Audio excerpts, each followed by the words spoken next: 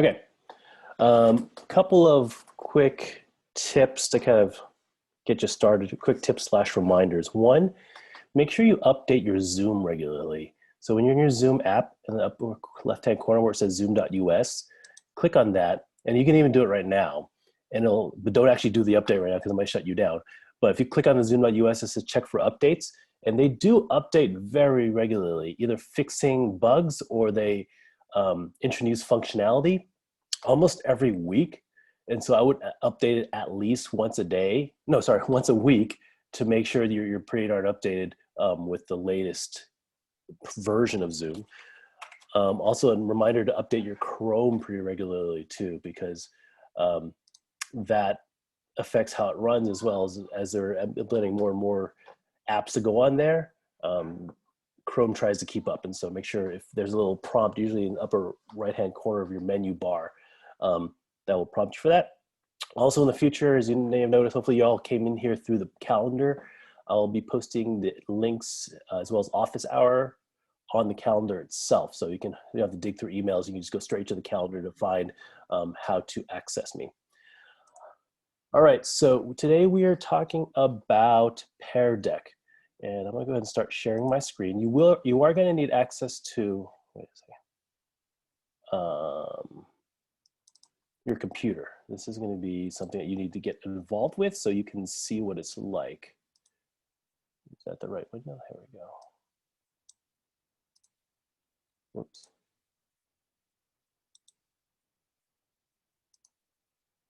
I can't see anybody. How do I see people?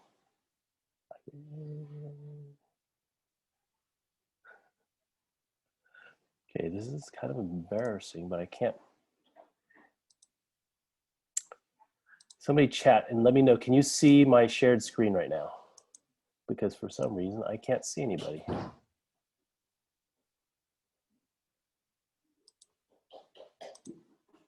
Could you see my shared screen earlier? Now I can see you again. Yes? Thumbs up? You can see my shared screen. Okay. But there's a gray square. Okay, let's see if I can. It was like I could see your Pear Deck stuff, and then on top of that, there was a gray square. Okay, let me try sharing again. Part of it. We good now? Okay. So I'm gonna start in regular presentation mode, but in a few minutes, I'm gonna switch to Pear Deck mode, which is gonna involve you guys opening a browser and doing stuff in there. And so when we get there, I'll let you know, but it's gonna be, you'll be able to experience what kids feel like when you're being asked to go from tab to tab or going from Zoom back to a tab.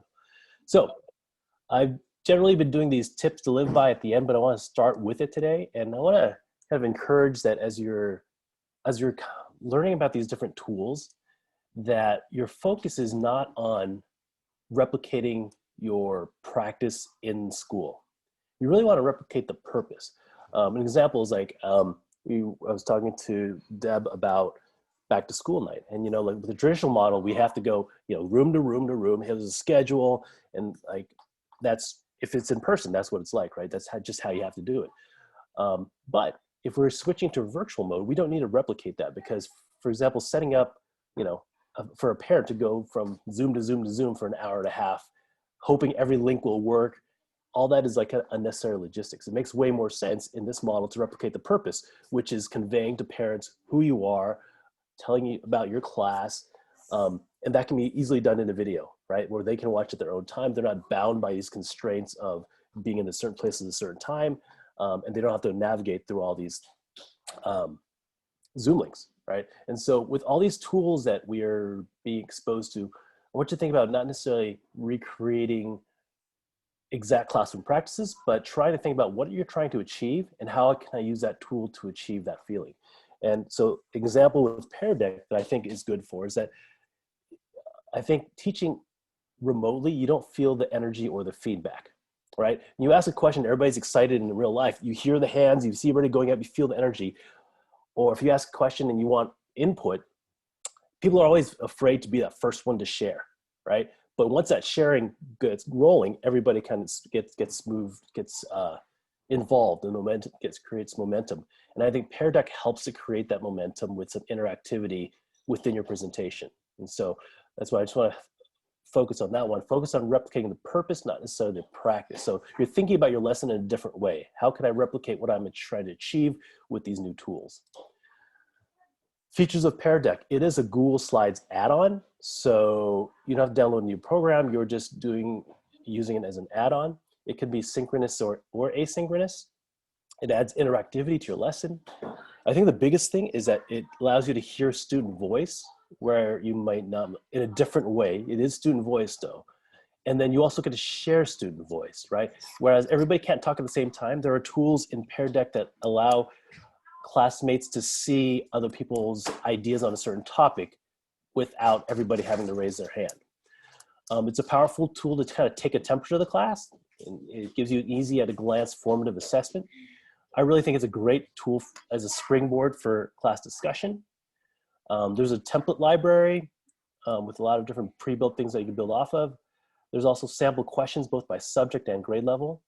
You could also, there's a feature where you can record audio to put into your slide. Like it's built in, you don't have to record it in a separate app and install it. Like you just hit the record button. And so, you know, that actually will, and I'll show you how it works today, but you know, you could imagine for asynchronous, instead of having them read a set of directions on your slide, you could actually say it. They can hear you saying it and then follow the directions based on your recording on the slide, which I think is really handy. Be aware because Pear Deck has a lot of great features that are free, but some of their goodies require a premium upgrade, and that includes, and I guess this means nothing to you now, but it's supposed to be drag and draw questions, the teacher dashboard, student takeaway. However, being the cheap teachers that we are, I've got a little bit of a hack for you. When I first was investigating Pear Deck, I saw that there was a 30-day free trial, so I signed up for it, and I started using it, and you know, at the bottom starts counting down, you know, 29 days left, 28, 27. I was down to like 18 days left. And then I came across, in my research for Pear Deck, I came across an article that said there's a 90-day free trial. I was like, bummer, I missed out on it because I did the 30-day. Well, I was like, I'm gonna try anyways. So I clicked on the link for the 90-day free trial, and then my days left went to 91. So if you really wanna work the system, sign up for the 30-day trial, and then I provided you the link. So this will be available to you later, the slide deck. You click on that free button, it takes you to the link, which is an Alice Keeler page where she's talking about Pear Deck. But in there, she has a link for the 30-day free trial, or the 90-day free trial. So you could go that route. You almost have 4 months at your disposal if you put on your calendar to remind you to upgrade. But there are enough free features that make it, that are easy to use. In a couple of weeks, I'm going to talk about Nearpod, which to me is like a super souped up version of Pear Deck. So I think Pear Deck is a good warm up for it, but Nearpod has some amazing features, more question types, and really you can build a whole entire lesson pretty easily in a really neat way. But Pear Deck is a good warm up for that. More Pear Deck stuff. And so actually, let me go back to that for a second. This one, an elementary school teacher who made this. I forget who, but passed it on to me, and it's a slideshow which introduces kids to how you use Pear Deck. And so you go through it with them and they get to experience the different features before you fully implement a lesson. This is just, I think, a web page with history ideas to how you use history. There's a student pace mode, and this video tutorial gives you some tips on how to use the student pace mode. And then here, there are some math templates that you can build off of, and which I've used some in my deck that you're gonna see in just a minute. There's just 2 videos about an overview and getting started. We're not gonna do that. We're just gonna actually jump into Pear Deck now. So just as with your students, what you're gonna have to do is, can everybody see the other page now with my slides? Okay. You have to add the add-on, and then when you're, basically it builds off of any existing slideshow that you have. So right now I'm gonna turn on Pear Deck mode by clicking the Pear Deck. It says it's working down here. And when you present a Pear Deck lesson, you're not gonna hit the present button up here. There's a start lesson button here. And I'm just gonna hit in just a second. So what you're gonna need to do for the remainder of this time, I'm gonna ask you to do 2 things. And okay, so I'm gonna be very honest with you as far as, you know, with every tech that I introduce, I'm gonna give you some of the drawbacks as well as the advantages. One of the, I don't know if you wanna call it a drawback, one of the features of Pear Deck is that I can ask you to answer a question, like a multiple choice question. And I think it's really effective when you ask one that's kind of controversial and where there are no wrong answers. They can have both sides. And then you can display everybody's reply on the screen, which I think is a great springboard for discussion, right? They see that, oh, 79 people in our class believe this, 21 believe this. Let's talk about this. Why do you believe this? How can you back up your argument? I think that's a great feature of it. In order to see the class results, you have to look at my Zoom window. So this is ideally used in a projector situation, but so it's going to require you to go a little bit of toggling between a browser window and then my Zoom window, my Zoom shared window. So right now what you're going to do is this. I'm going to hit start lesson and you'll see what it looks like. It asked me to choose my lesson mode, either student paced or instructor paced. I don't know if you see that screen, but now you're going to open your browser and you're going to go to joinpd.com. It'll give you direction in just a moment, but we're waiting for it to power up. Start a new session.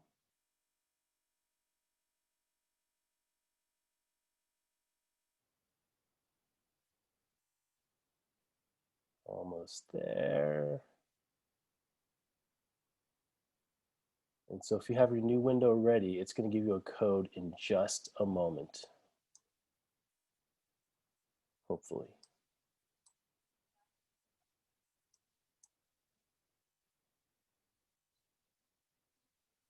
Wow, this is slow. Okay, so go to joinpd.com and then type in this 5-letter code, GUBOJ, green umbrellas, bother orange jacks. And so I'm gonna take off my sweatshirt because I'm getting hot, but you guys start getting connected. And so right now you actually don't even need to look at me. And once you've gotten the code GUBOJ, you can stay on that website. You can even turn off your camera if you'd like.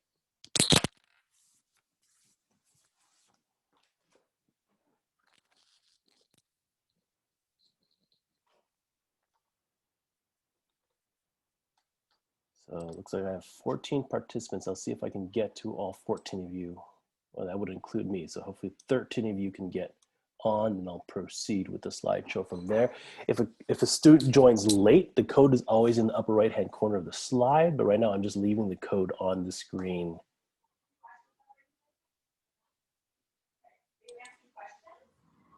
So again, go to joinpd.com and just type in GUBOJ. You don't even have to press enter. It'll take you right to the slide deck. And what instructor pace does is it controls what slide you're on. You can't move ahead of me. You can't go back. You are just going to be on the slide that I'm on.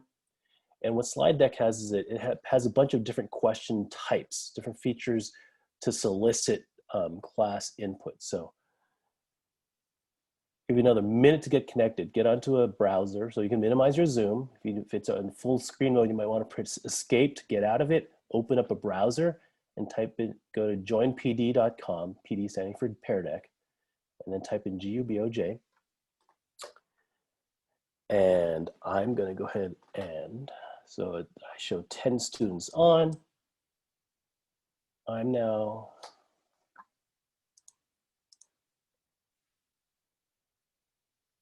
let's see if I can, somebody asked if I can know the identity of the students.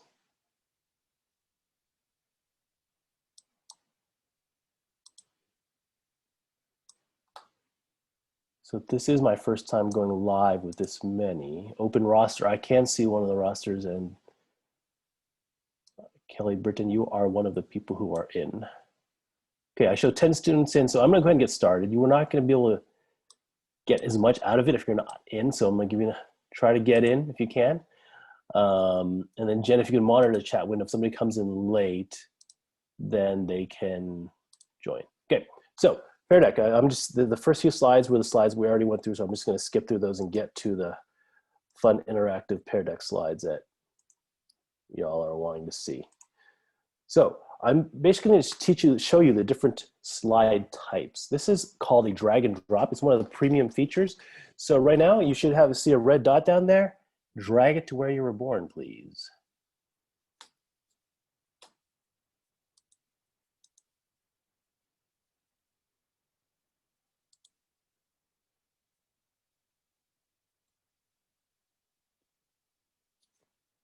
drag your dot to where you're born.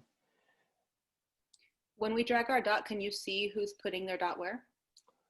So I can click on show responses. So now, actually, after you've dragged it, go back to the Zoom window. And what it's done, I'm showing all responses in overlay mode, which means it's everybody's response on top of each other. I believe can somebody move their dot right now? I think we'll see it moving. Now you can see there's a problem with being able to toggle between two screens and whatnot. And I think with this particular there's some slides where having a side-by-side will work. You could have your Zoom on half and this slide on the other half. So there's several ways I can show responses. This is overlay mode where I have everybody's on top of each other in one slide. I can go to a grid layout. And now I'm showing everybody's maps separately. I don't know why it's operating so slowly, but in a second, it should populate. You should see everybody separately. These are all going to stay anonymous. So I would recommend, because later on we'll have a free text response that when you talk to kids about it, you let them know. The teacher can still see who's responding. So make sure that they're giving appropriate input. So that's the grid layout. I can do a list layout where basically I display one at a time. So I see the entire map of somebody's, and I can go through one response at a time. Would the students, like when I go back to the Pear Deck version, I can't see anyone's dot and my dot disappeared. You only see your dot should still be on there. It got disappear? Okay. Okay, so I'm going to get out of response. I'm going to hide responses. And there's also a button on my control panel where I can lock the responses. And so once I'm done with that screen, nobody can change or add anymore. Okay, so that's where you can, this is called a dragging screen. I can control the size of the dots. I can also have multiple dots. So in this next screen, what are 3 places that you'd like to visit? So go back to your own screen again, drag it to 3 different places that you'd like to go vacation on.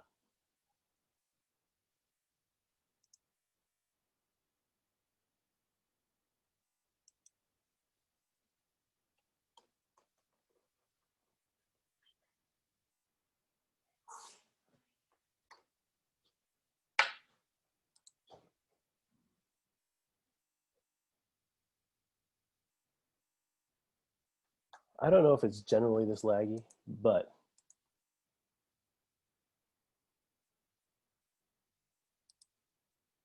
okay, so if you go to my Zoom screen again, now you'll see everybody's responses on top of each other. And so we can, this can spur discussion. Oh, where did you want to go on vacation? Why did you choose that place? I see a lot of people want to go here, and I don't know. So again, at this point, you're dreaming about how you can incorporate this in your class. It doesn't have to be a map. It could be anything you want. But how can, I think, use this to spur discussion, right? I'm going to go ahead and hide those responses and go to the next slide. This one is called a drawing screen. So you could quickly use this for formative assessment. So I'd like you to draw, if you know, or guess if you don't, draw where the ring of fire is. Draw where the ring of fire is. And again, I'm going to go ahead and pull up the responses.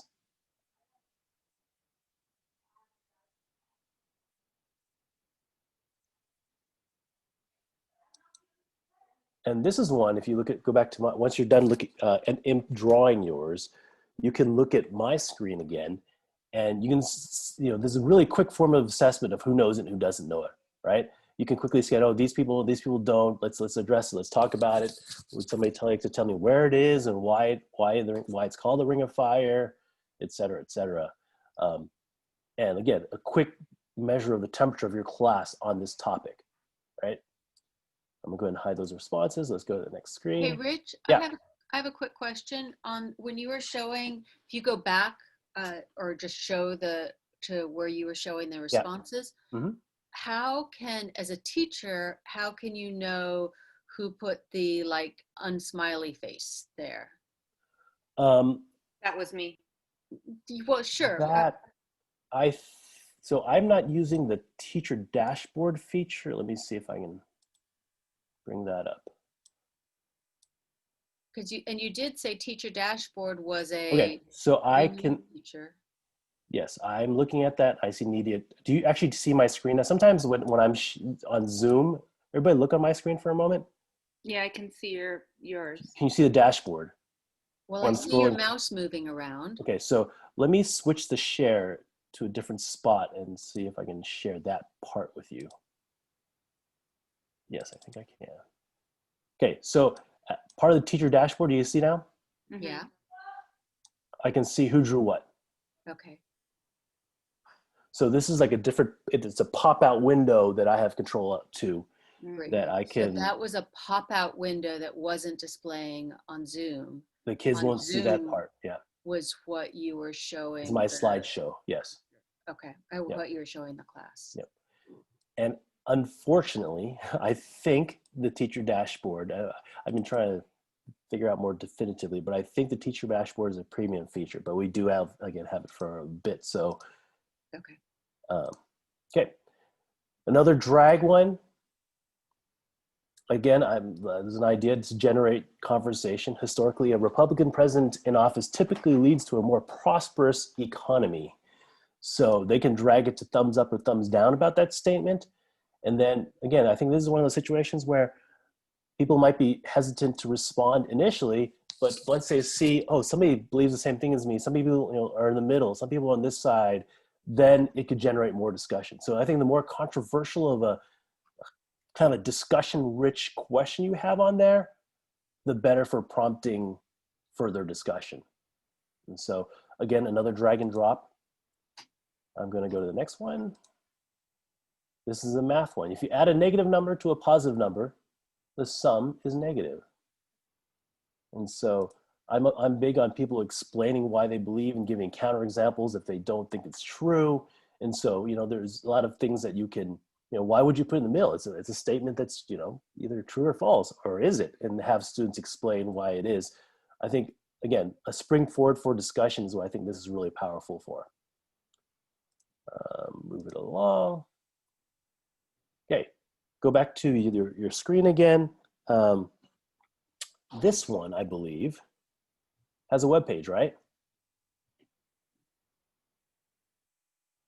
Yes. So for this one, you can't split it into as well. If you, as experimenting with this yesterday, I could not split it into two different Zoom, half Zoom and half regular, because there wasn't enough space for it. So if you go full screen with your browser, what it does is it opens up a web page. Thumbs up if you see the web page. Thumbs up. So you can have students, okay, we're going to spend the next 5 minutes. Please read through the web page and think about these 5 questions as you're reading it through. And maybe I'll put a timer up or something. And so there's no fiddling with, okay, type in this link to get to the web page or search for this. Like, it's embedded right there. They can see the web page and the question, and then they can think about what we're going to be discussing afterwards. So there's no interactivity on this page except for the fact that you get to have a web page on there with them. So you're reading together. You can have one student read it aloud.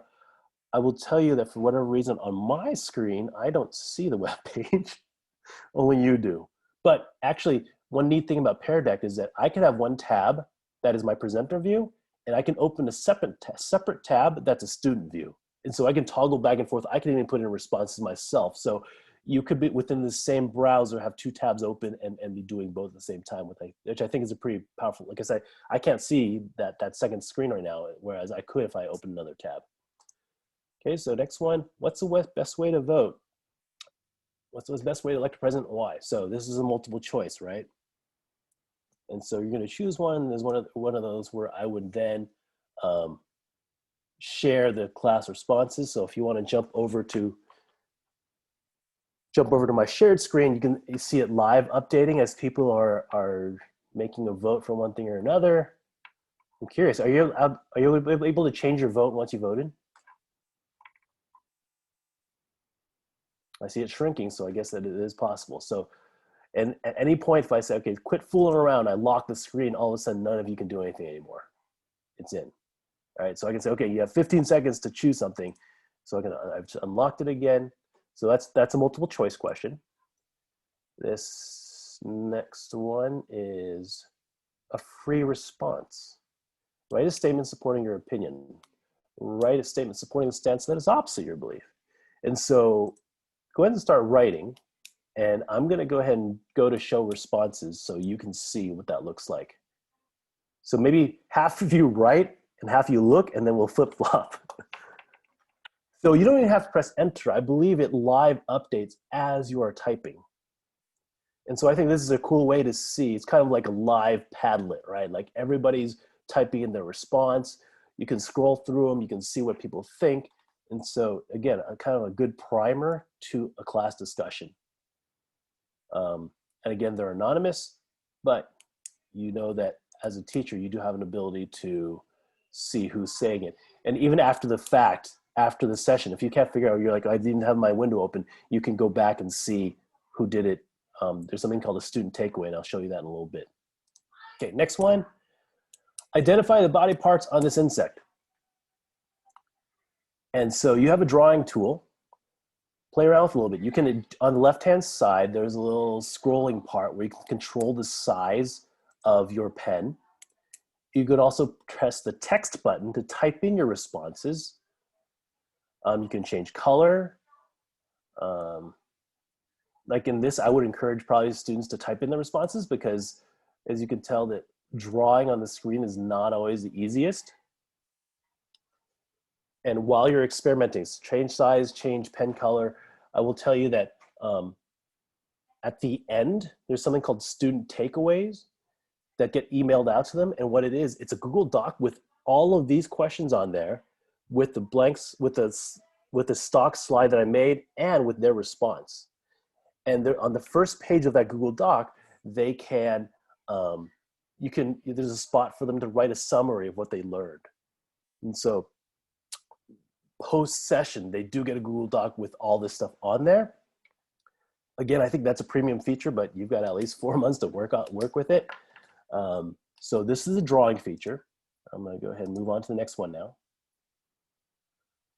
Math problem, and I show your work below and put your answer in the yellow box. So this is for those, like, I really wanna see their work, I don't just want the answer. And so students can start trying to, again, not the easiest thing to do unless you had a tablet, but you can solve the equation on the screen. Again, all these get published in a takeaway. So if you want to actually go back and grade this one slide, you could. What you can actually do is 2 ways, because it generates a Google Doc for each student, but you actually, after my session's over, I close it, I can open up the session again and look at all the slides at once, which is a useful feature. So you can go back and see who did what slide, and just, if you were giving points on that one slide as your formative check or your exit ticket or a little quiz, you can do that. If you want to look at, I'm sharing the responses if you'd like to look at the response screen. But as you can tell, like, it gives you an avenue for having kids show their work. I see somebody typing it out, which also probably might be more practical and less tedious than doing the handwritten portion of a of drawing, right? I will also say that you definitely, as you can tell as you experience it, these take time, right? I'm giving you a very short amount of time, but to actually expect them to do the problem, you know, I can do this they could probably do this in 30 seconds on paper, but this is gonna take a little more time because they are having to draw on it. So definitely take that into consideration. I'm gonna move on now. Okay, how many different paths from A to B you can't retrace? So just have a little moment with this one. So you're trying to get from box A to box B. You can't retrace your path. And you're trying to figure out how many ways they are doing it. So maybe I would suggest switching colors after each path that you draw. Whoops, sorry, I didn't mean to do that. Sorry, go ahead. And see how many different ways. And I realized that when I tried this the other day, you probably want a thin line. Ooh, I didn't even think of a diagonal line when I was doing it. It got busy really, really quick. But, you know, you can see if you want to choose to show the responses, if somebody's stuck and you put everybody's response on there, that could spark their ideas and their thinking. And again, this can also be self-paced. It could be asynchronous. You can assign this so they don't have, of course, you know, if it's assigned, they can't see everybody's screens. But, you know, like, this is a way for them to get through a lesson and do interactive stuff for you to see, and whether you grade it or not. I think it's a pretty neat way of presenting a lesson. I'm gonna go ahead and hide these responses and go to the next screen. Oh wait, I forgot. There's an audio button on this one. I don't know how many of you noticed it. Upper right hand corner says audio included. I can't see, but I think on the lower right there's a little button. Press that button to hear my directions. No button? Or upper right hand corner? It should. Rich, I don't understand how you press that button because my pencil key, it's part of the where the pencil is. Oh. I don't know. Yeah, mine too. Okay, I have another one where I did audio. I think it's the next slide. Okay, try this one. Wait, is there an audio button for this one? No, not that I see. Yes, there is, but it's really small. It's above the question mark. Does it work when you try press playing on it? No? You know, your prime numbers is 87 fine. I hear it. Somebody's pressed it. Yeah, I You guys guess. can work. Rich, if you go back to the other slide, Yeah. There's a headphone button at the bottom of the screen. So it does say audio included, but that's not the button at the top. It's actually at the bottom of our screen with the headphone. Okay, can everybody try that? Pressing the headphone button at the bottom of the screen. How many paths did you find going from path A to path B? Do you think there are more? What if we reversed it and went from path B to path? Everybody get it to work? I got mine to work. Okay. Yeah, so again, audio directions I think is, for whether it be for synchronous or asynchronous, I think it's a pretty nifty tool. This next page has a little prime number game on the right-hand side. So actually, if you want to try it, you just click start, and then if you think it's a prime number, you click yes. If it's not a prime number, click no, and you're seeing how many you can get in 1 minute. And so I'm gonna give you just a few seconds to play with that game. So it allows you to, let's say you wanted kids to try an interactive game that, that is on a website, you can do that and force them on it, right? They can't go to others. I suppose they could open another tab, but this gets them right to it.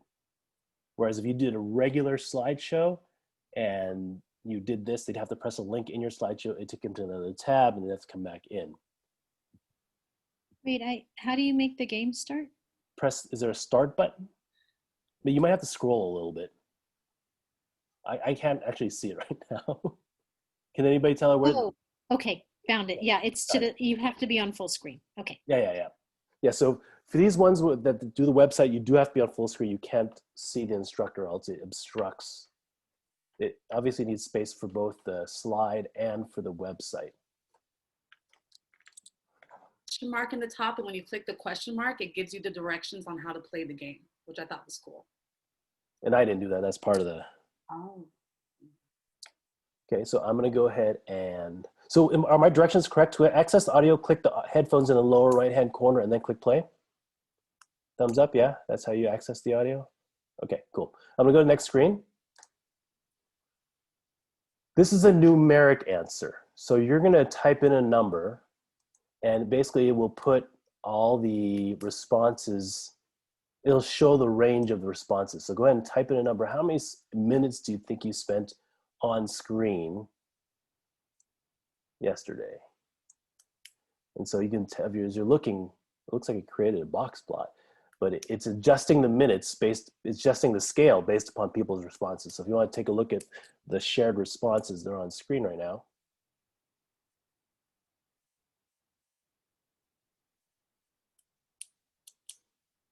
Okay. And so those will, again, we'll just keep populating. I'm going to back out of that again. Let's see what I have left. Oh, here's another drawing one. Document 3 generations of your family tree as much as you know. Include as many names as you can. Feel free to include pets. Add drawings if you wish. So I've just provided a blank white background and for kids to draw a family tree. Again, this drawing is not the most fun tool to use, but I see people using, I saw somebody, I didn't even think of this, there are lines, right? So if you look at the shared screen, somebody is constructing a bunch of lines to create a family tree. Somebody actually drew a tree. 2 people are drawing trees. And so, if you gave them like 5-10 minutes with it, or I mean, even 5 minutes with this, I think you could come up with some pretty cool responses to share out. Let me just see what overlay looks like. So it's a big mess if I show everybody's on top of each other. But this is, I think, this overview view is pretty cool. Okay, so I know you guys are enjoying yourselves, but this is just a little taste. Okay, let's move on. Okay, grammar. So yeah, I tried to come up with as many different ways of using it in different subject areas. Underline the proper nouns, which are names, and circle the verbs on this paragraph. And so I made it nice and big. You may want to change your pencil to a thinner font. But, you know, if you want to do your grammar type stuff, your daily oral language, this would be, I think, a pretty feasible, simple way of doing this. You know, an activity like this was just one, you know, 2 or 3 sentences. It could be a quick warm up. And in just a second, I'm going to show you a template that somebody gave on how to use Pear Deck to take attendance. So I'm going to back out of this again. Pear Deck attendance as a part of your attendance routine. So basically, if you want to make a daily like Pear Deck attendance, just have 2 slides. Your first slide is a warm up. The second slide is a slide with all their names on it, and tell them to cross out their own name, right? Then whoever is left will be the absent people. So cross out a name. I made a drawing screen. So if I look at that, I just see who's I actually do, I would want the overlay one where everybody's on top of each other. So if you look at the screen now, as names are being crossed out, you just see what's left, and then you're good to go for attendance for that day. And so if it's just 2 screens, right, they do a warm up and then they do their attendance, it's basically done for you. So I thought that was a neat kind of workaround for attendance, if they're here in the moment. So as far as getting started with Pear Deck, it is an add-on. So you just when you're in Google Slides, you're going to click Add-on and then Get Add-ons. You do a search for the Pear Deck and you click Install. Once you've started it, once you've installed it, there's 2 ways to access it. There will be a Pear Deck button right here, or you could click on Add-ons and open Pear Deck. And then they have this, they've got several features. Actually, right, let me go through, I'll come back to this. I'm gonna show it to you live. So let me exit out of this. I'm gonna end the presentation for now. So please come back to the Zoom screen. If you're back on the Zoom screen, you'll see it says, as I clicked it, can you see the ending session menu? And so I can name this session, period 1, whatever lesson. And what it's gonna do, let me just go ahead and do that, period 1. And I click save and end session. Notice there's a little box that says publish student takeaways. Because they were logged in with their AUSD mail, it's gonna send them a report at the end. Now, I'm gonna show you an example of what that report looks like. So it's sharing the takeaways, so it's sending it all to them. And then it shows me the link that's gonna get me to all their responses, as well as I can share those to Google Classroom. But right now, I'm gonna return to Google Slides. And so I'm gonna first talk about the takeaways. This was I just did a sample one the other day with my son's account. They would get one of these. And it showed the session. There's a spot for them to type in what they learned from the session. And then if you scroll through, it gives them all the links that you had, and then it shows them on screens where it had questions, it shows them the blank screen as well as their response. So they're gonna see all of their own responses to your lesson questions. And so it's like them turning them getting their worksheet back. But as far as building a Pear Deck, it is, I don't like to use the word easy, but it is pretty easy as far as making these question types. So here's my first slide, right? It's an intro slide.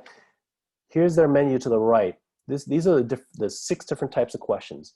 ABC means a full text question. They can type out text responses, multiple choice, numeric response.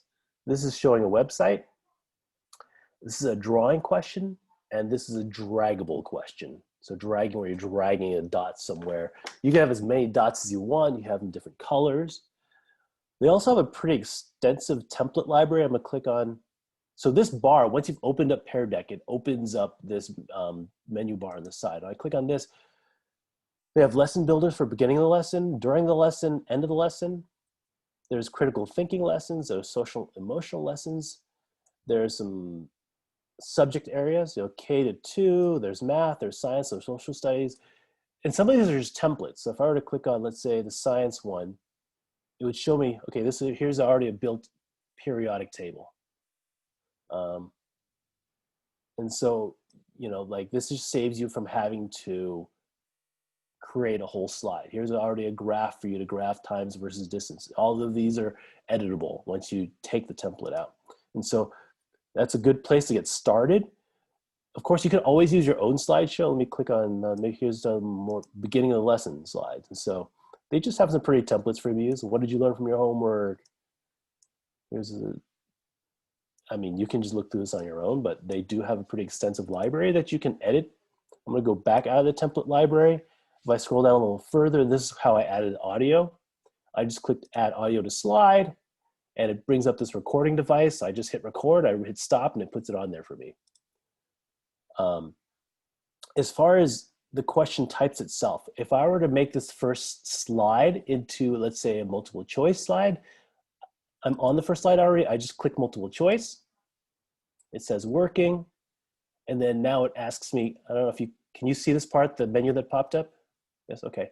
And so multiple choice preview, this is what it looked like on a student end, this is what it looked like on the projector end. I hit next, I type in my 3 options, choice A, choice B, and choice C. And I click update slide. And what you're gonna see is at the bottom of your slide, there's like this grayed out bar right here.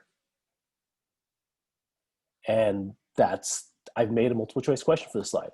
Now, as far as editing it, you don't click on this itself because it's gonna bring up this as an object on there. You don't change it. It says, in fact, it says, do not change this link. If I were to wanna go back and change the choices, I don't click here, I click on the multiple choice thing again. And it'll take me back to the choices I already had. So if you want to edit anything that you've done, let's say I want dots of different sizes, you would edit it within one of these menus. I want to change a different type of question. I want to make it a drawing one instead. I would click the draw button, and there's nothing, I don't think, for me to choose for drawing ones. Now it's switched it to a drawing one instead. So it can only be of one type. You can't have drawing and multiple choice. And basically you just go through your slide deck and let's see, how do I delete that? I think to delete it, I then can click on it and just delete it. Yep. And so basically you go through all the slides that you want to change or add an interactive element to, and you click one of these choices, and either they'll ask you like, what are your choices or what size dots do you want. I'll show you a draggable one real quick. If I want a draggable one, here's my first dot. It's going to be red. If I want to change it, I just change it to blue. I could also have different icons. It could be a triangle. It could be all of these choices. And then I could change over here. Let me make it color. It's more obvious. Let's make it red. If you can see the red right here, I can drag this to make that bigger and smaller.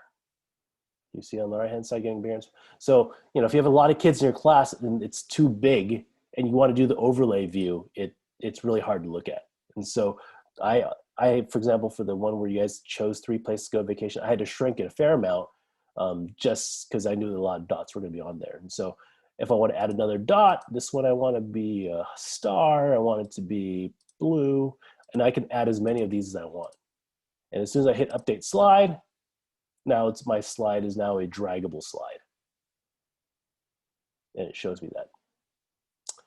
And so, again, if I want to edit it, I just click one of the, I'm on the slide, I click whatever button I want to either change it to or edit, and then I can edit it. I can delete it just by clicking on that. And let's see, I think, let's see. Again, when you present it, now if you get out of the slideshow and you come back into, you open your slideshow again, it's not going to have the Pear Deck menu here. You always have to press the Pear Deck button, either by pressing the add-ons or pressing the Pear Deck button. That's what brings up this menu. Otherwise, it won't function like a Pear Deck. You've got to hit the Pear Deck button, and then you're going to hit Start Lesson. If you want to do student paste, I think that's, you also can select it from here, student paste, and then it'll walk you through how to do that. And then, again, I'm going to reemphasize before beginning, talk to students about appropriate behavior as they share responses, because they're going to feel anonymous because it doesn't show it, but just remind them, I can see what you're doing and you're held to the same standard as if you're saying it out loud. You know, anything you do digitally, it's as if you're doing it out loud in front of the rest of the class. I think that statement is real powerful. Students go to joinpd.com, they use that code, and then the teacher can go to dashboard to monitor responses. And on the dashboard, actually, you can go ahead and back from different screens, and it won't affect the student as well. It's kind of like a big overview of everything. So that is what I have. I'm going to go ahead and stop sharing and see if there are any questions. So I suppose did I let you unmute yourself? Whoops. Yeah, go ahead and unmute yourself if you have a question and fire away. I just want to know if we're going to have access to, you're going to send us that slide, or do we go on your website? How do we get those slides to take a look? Let me share the link with you right now. It's bit.ly, bit.ly/PDPD now. Let's see a better view of it, sorry. Sorry. Upper left-hand corner of the screen, see that? bit.ly/PDPD now. The PDPD now is all capital letters. And yeah, so definitely use the slide because that's where the link for the 90-day free is. Again, I would recommend doing a search for the 30-day free. I think if you go to the Pear Deck site, it will default you do the 30-day free trial. Sign up for that, sign up with your school account, and then in 2-3 weeks come back and add the 90 days. Take you all the way up to the new year. And again, you can start a slideshow from refresh, or you could take any slideshows that you already have that you want to add interactivity to and build off of those. Any other questions? Yeah. So I don't know if you want to do this today or if you were thinking of doing this in part 2, but I guess I played with it a little bit, and I'm like a little confused about going back and forth between the teacher dashboard and the what the students see. Like kind of, I want to kind of see the back end. Like as the teacher, what are the different things you have open, and how are you running it? Does that kind of make sense? Yeah. Maybe better for part 2. I don't know. Well, actually, part 2. The only reason I'm doing a part 2 is because high school is synchronous today, and generally I was going to do secondary PD for Fridays, but because of Labor Day, they moved their sync. So I'm actually doing a repeat of this next Friday. So it's not going to be part 2. But as far as what the teacher sees, there's 2 aspects. The screen that whenever I share the screen, I'm going to call it the base teacher screen, is just what you saw when I was sharing the screen. When I shared everybody's responses, I either saw that shared response or I see the slide. I do have a menu bar in the bottom that says show responses, hide responses, lock responses. Now, separately, when you have the teacher, it opens up a separate little window that is a teacher dashboard that is a different control. And it allows you to see responses in different ways with names. It allows you to go forward to the next slide and jump back to the previous slide without, I controlled your slides was from my main base site. The dashboard was kind of separate entity that allowed me to see identities and move around. Let's say I forgot what the next slide coming up is. I could look at it without disrupting everybody else. And it is, you know how when you right click, let's say at the bottom of your menu bar, you have several Chrome windows open, because that teacher dashboard could theoretically disappear and hide behind stuff. If you right click on the Chrome, it'll show you all the windows that you have, and you'd find the little dashboard on there as one of the items on there. But you can certainly, if you want to experiment, you don't even need 2 devices. You could start a session, open up a tab as a student, join that session, and then go back and forth between your teacher tab and your student tab to try out your slide deck. So I think you don't even have to have logged in with the AMS sample account. You could do it just with your teacher account, which makes it nice. Ms. Fisher.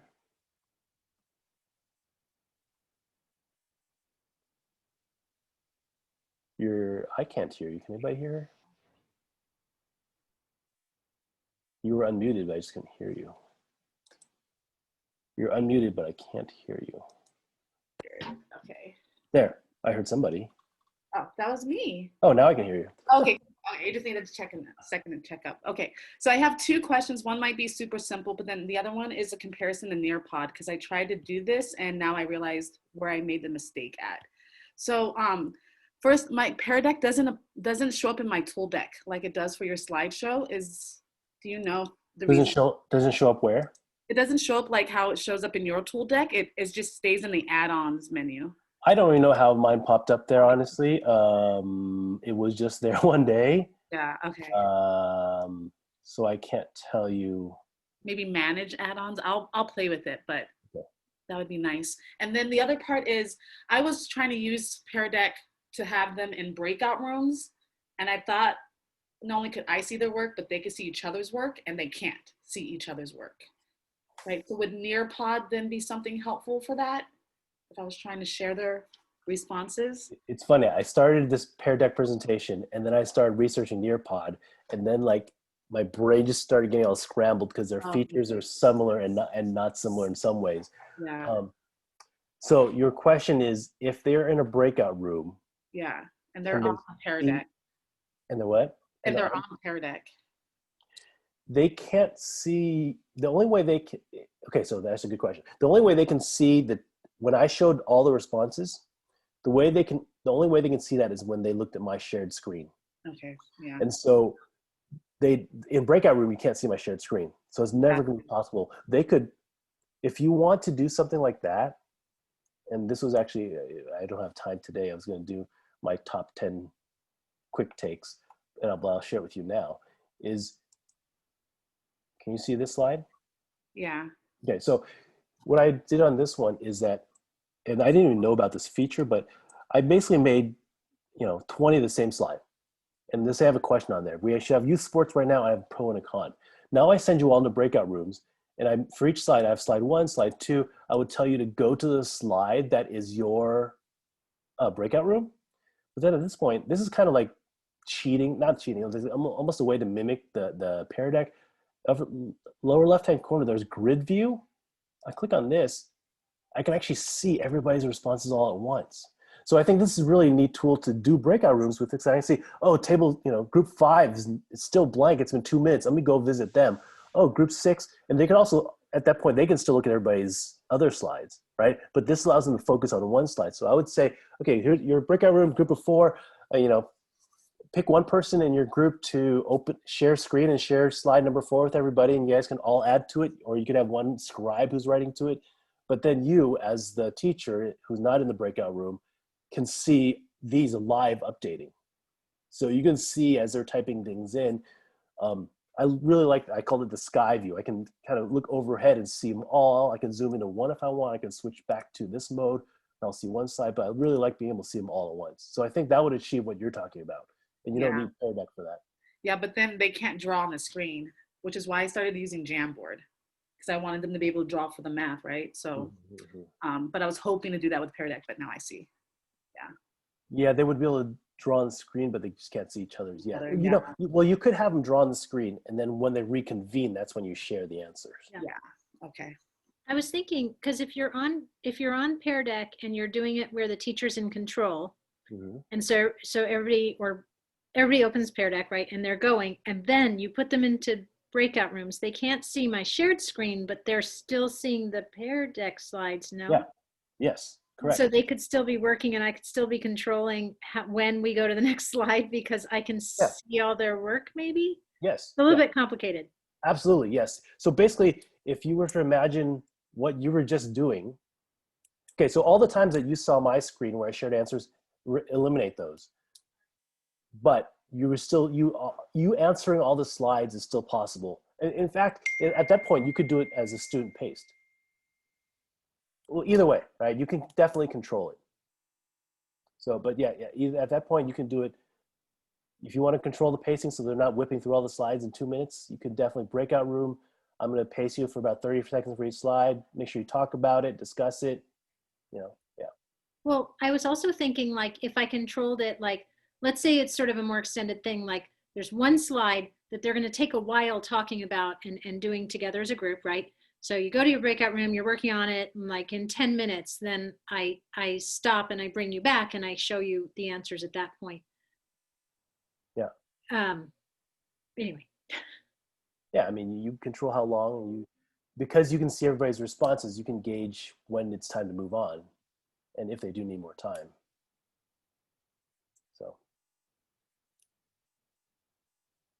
So it, like I said, I think it is fairly straightforward and easy to use. Like once you install it, you're just tagging this slide as this type of question. There's not a whole lot of work involved as far as you building something to make it happen. You just click on it and it does what you want. So like I said earlier on, I mentioned on that slide deck, there's a how to, it's like one of the elementary teachers made a slide deck on introducing Pear Deck to kids. And so you might want to start off by doing that, or taking that to start off with and tweaking it a little bit to make it a little more fun, and using that as an intro activity for Pear Deck.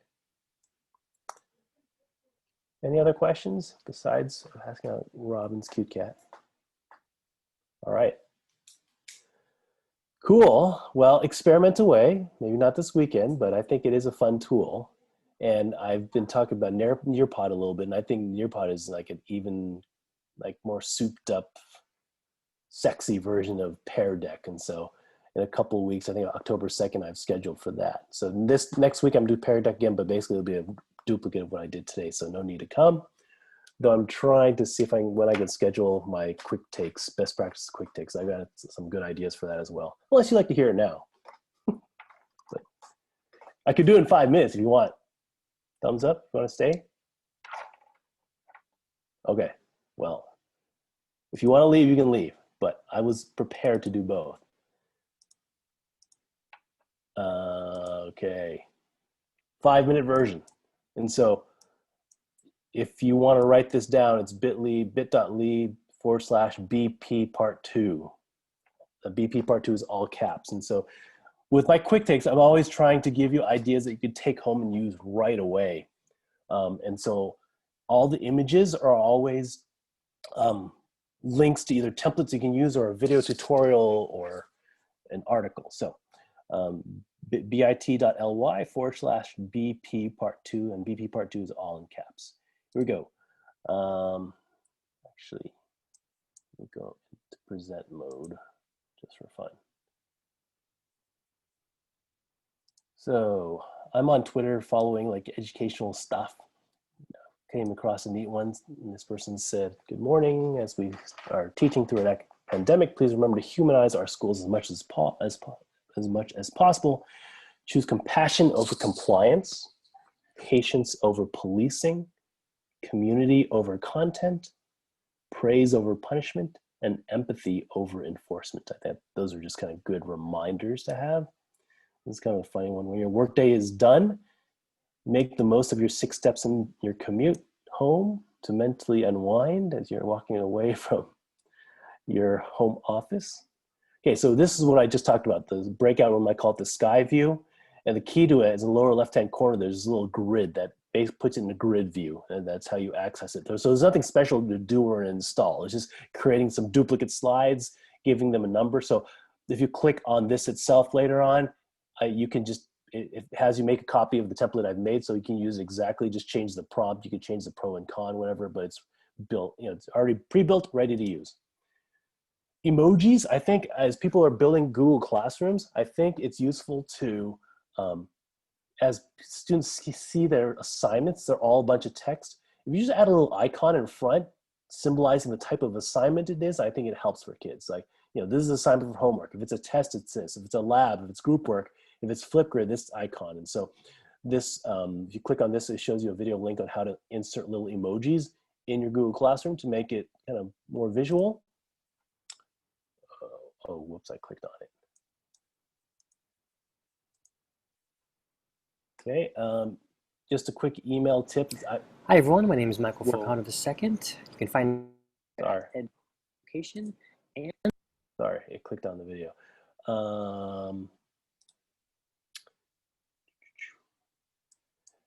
I've been getting a ton of emails, and I've realized, I read this quote that somebody sent out that basically said, "Do not check your email unless you're committed to answering them right away. Otherwise, you'll be wasting mental energy throughout your day thinking about how you'll respond." And I think that's so true, especially if it's an angry parent or angry teacher or angry administrator email. And so a couple tips for answering emails. Number one, if you can, just reply immediately. If you can just whip out that response. And I've been trying to soften things up. I've been telling people like it's interesting in this role because I get all these requests, and like I'll have two different people, and the way they request it really, and they might have the exact same request, but the way they request it, some like rub me the wrong way. I'm like, I don't want to answer that one. The other one's like, yeah, it's like, hey, how's your day? How's it going? Hope you're doing well. And if they preface it like that, better than the ones. Anyways, my point being that I'm trying to like soften up my responses, even though they may be very to the point and curt. Prevent emails that you've read from getting lost in the shuffle. I know for me, when it's unread, it makes it more priority. So I always click the unread button if it's something I need to pay attention to. There's a snooze function, which I've learned recently. It's a little like clock icon. And so let's say it's somebody telling you, oh, next week there's this thing. And you're like, I don't want to remember it for a week, and I don't feel like put it on my calendar. If you press the snooze button, what happens is it'll pop up back in your email as a new mail at the time that you want it to pop up. So I don't want to deal with this email till next Tuesday at 9 o'clock. You can press snooze and it'll come up then. Canned responses is great. I use that a lot. Like if you find yourself writing the same email over and over, you make a canned response. You can always tweak it each time, but it at least brings up the skeleton of that email for you. And schedule send is something if you want to train parents, I'm not going to write to you when it's 8 p.m. at night. You can always write at 8 p.m. at night, but then schedule the send for 8 a.m. the next morning. Or I've joked about if you really want to appear as if you're super hardworking, you do the schedule send at 3:37 a.m. And they're like, whoa, this teacher's up responding to my emails at 3:37. You'll get some major props with that, I think. Blank slides. I think as we move into, like in real life, they have a notebook that can take notes in it. If you've got a slide deck that you're wanting them to learn from, it's kind of like, this is kind of the low-tech version of Pear Deck. It's just insert empty slides between content slides and just tell them to type in a few words about what they learned from previous slides, or type in a few questions. It just forces them to do some extra processing, or it could be a check for understanding. It helps them engage more if they're forced to write something on a blank slide between your slides. Oh, I clicked on it again, darn it. Okay, out of there. Jeopardy. Jeopardy, there's a website called Jeopardy Labs, and it's super easy for you to make a Jeopardy game. And so this is one where you can just pick the categories, and then, like it generates a really neat and easy to use Jeopardy game. And basically it walks you through all the steps. You get to put in the categories, you put in the questions, you put in the answers. Kids always love Jeopardy. And so this is a really easy and fun way to make a Jeopardy game. And so that's called jeopardylabs.com. Alternatively, people have made, this is a template of a Google slide that's Jeopardy. And so it's all pre-built for you. You just have to insert questions and answers. So if you want to make a Jeopardy game, this is a quick and fun, easy way to do it. Late work. Google Classroom can be hard to keep track of. So I recommend one of two things. Turn on late work email notifications. Because, if it's something that's 2 weeks late, but they kind of slip it into Google Classroom, it's different than a student handing you a piece of paper, because then you've got to deal with it right away, right? They just submit it. You have no idea it's happening. Either turn on late work email notifications so it comes to you in an email, or just instruct students, whenever you submit late work, send me an email so I know that it's there. Force copy and preview. I've talked about this a lot in my other in my other presentations, but that those times when a colleague, you have this great lesson, you lend it to a colleague, it's a Google slide presentation, you lend it to them and they end up editing it and changing all and messing up your presentation. This is a little shortcut that forces them, when you share it with them, in the link that you share with them, it forces them to make a copy. It won't even let them access yours. And so I have a video tutorial about how to do that. The other thing is you could also force them to go into preview mode. So right now I'm showing this to you and you see all the sidebar and all this, but preview mode allows you to, actually, I'll just show you what it looks like. I have a little tool that does this for me called Sir Links a lot. So I'm gonna put it in a preview mode. And if I put it in preview mode, I open a new tab. It shows my presentation. You know how when you press present, it consumes your whole screen? Right now I have in preview mode, which allows me to present, but I can still go from tab to tab and not have to hit escape. And so that just means to do this, all you have to do is insert the word preview at the end of the URL, but I gave directions on that on this slideshow. Let's see. Ooh, too many tabs open? Are you a tab addict? So there's this really cool add-on called One Tab, which, so what, as I'm reading about One Tab, when you have all these tabs open, they're all taking your memory. They're all consuming your computing power, slowing things down.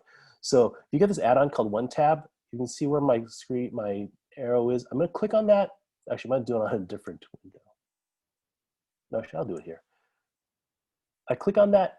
It condenses all the tabs I have open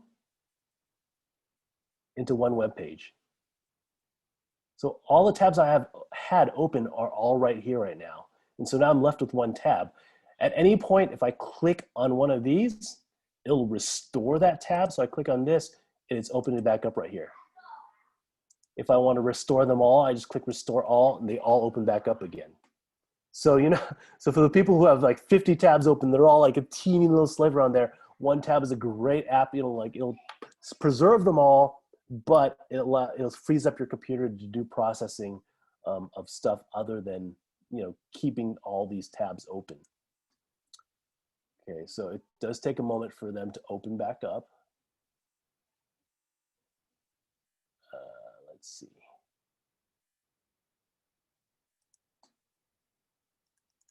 Let me, hold on, escape out of this, sorry.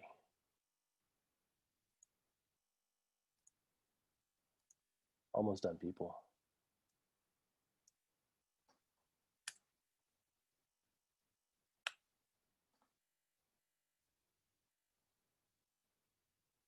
Okay.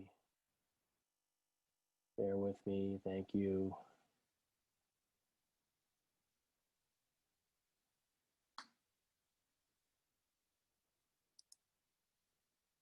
So as you can see, once you've restored all tabs, all that processing power it took to restore all those tabs is kind of what it's consuming while they're all still open. You're trying to do something. Incidentally, another thing I try to always do, like before this presentation, I restarted my computer. I advise restarting it at least once a week to kind of give it a nice little refresh. Okay, I'm almost there.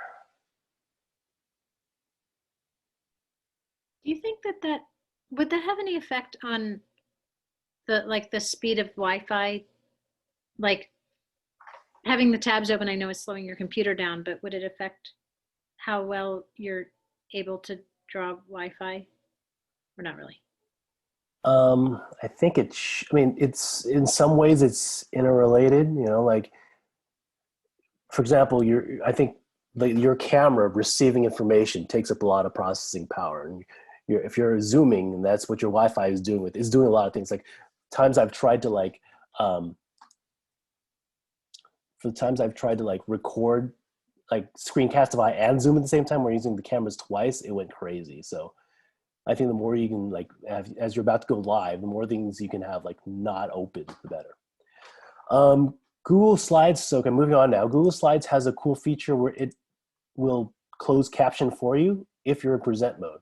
So I'm in present mode now. At the bottom of the screen, once it's finished loading, I can click the CC button, I think. But it's not there right now, there it is. And if you look at the bottom of the screen, theoretically, you can see it's closed captioning everything I say. And so whether it be for hard of hearing people or for people who are EL, I think this gives an added piece. And it's doing a pretty decent job of translating everything that I say. And so there's no add-on to this. You just put Google Slides into present mode, and then once it's finished loading, it's gonna have a CC button. I just hit that CC button, and it is transcribing everything I say in real time. It doesn't do other people's voices though, right?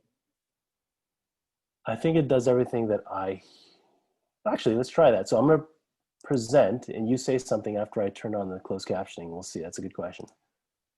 Okay, so now it's go ahead, talk. Okay, does it do my voice as well? Oh, it does. So that is weird. I'm surprised by that, but that is cool, super cool. A template Google Classroom. If you find yourself making the same types of assignments over and over, you know, it takes a few clicks. Like set how many points, you want to set your instructions. What I recommend is making a template Google Classroom. So I've made one here. And so if you're multi-subject, you could, here are my writing assignments. For my writing assignments, I want them to always take their time to do this, do that. It's going to be this point, it's going to be this topic. So I make a generic template for that assignment. Oh, here's a math workbook assignment. Here's my Flipgrid assignments. And so you make this generic template, and then every time you actually have to make, for example, a group project, you can just pull the directions from this assignment in and just fill in the rest of the details. Does that make sense? I don't see, I only see the too many tabs open. Let's see. Was I the only one? Okay. Okay, here. Can you see the Google Classroom now? Okay, so I made an assignment for each, so I made an own classroom that is called my template classroom.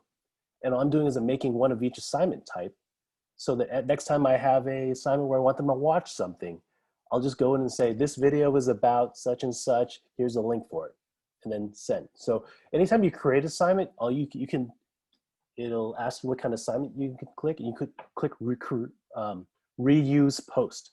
And you can choose it from any one of your classrooms, historically or current, or this template classroom, and you can just choose which assignment and it'll remake it. So I think just saving those few clicks done over the course of a year is going to save a lot of time. So the more you can streamline your work, I think it will help a lot. Here are directions on how to pull, once you've graded something in Google Classroom, these are the directions, the video tutorial on how to pull your grades from Google Classroom into Aries. Get to know your Chromebook. So check this out. If you've never used a Zoom on a Chromebook before, here's what you need to know. There's no whiteboard for them to use. There's no annotate feature, no virtual background, no gallery view when sharing. And students can, if you've chosen that they can do reactions, they can click reactions like raising hands, but they don't get to see like the thumbs up or the clapping hands icon on their screen. So given the fact that there's nearly 1,500 Chromebooks deployed in our district, I think it's important that we know what it is on their end.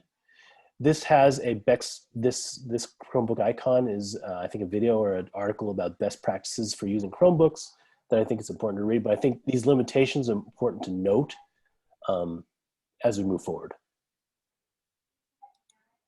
This, on the same lines, there's a quick button that you can press, Alt bracket, there's a left bracket and there's a right bracket. If you press those buttons, it'll split so if you press it on the Chromebook, it'll basically split your screen. So if you have Zoom open and a browser open, if you press Alt and then the bracket on the right, it'll slide your Zoom to the right. If you press Alt left, it'll slide your window to the left. So you see the picture I have on here, that's a split screen that they would see. And this is a video tutorial. If you click on this image, it's a video tutorial showing them how to do this. And so I think that's a good video to share with your students if you want them to get that point where you want them to see me, but you want them to do something on a browser as well. This is a fantastic, this person made it and they're super slow and clear about, they circle the button that you're supposed to press and all that, but I think it's important for the kids to know. And I already showed you the attendance hack with Pear Deck, just have all their names and cross it out. Okay, I lied, it took me like 15 minutes, but hopefully something from there was helpful to you. Again, if you want to access the slide deck, again, all the links on there are helpful as far as the video tutorial or the template itself. It's bit.ly/BP part 2. Would you be able to put these two slideshows that you've been sharing, would you be able to put them on the EdTech website? They are. They are, yay. They're on the teacher toolkit page. Great. Yep. since you're here without having to navigate, but yes, if you ever find them, they're there. Yep. And so if you're ever on the EdTech website, you're not sure where something is, there is a little magnifying glass search function. You can just type in as many words as you can, and then hopefully it should lead you to one of the places. It'll lead you to the many places that has those words. So, any other questions? Thank you. That was really helpful. I got a lot of tools. Awesome. I'm glad. I'm gathering a lot of stuff. So I like to have these sessions where I can't just spend a whole session on any of these, but I can give you a quick little you can use it right away tip. I like putting those together. So, all right. We'll get better at this. Okay, thank you. Thanks, Mitch. Yeah, Yes, you're thank you welcome. so much. Yeah. Yeah. Have a great weekend. You too. Bye-bye. Okay, bye. Bye-bye.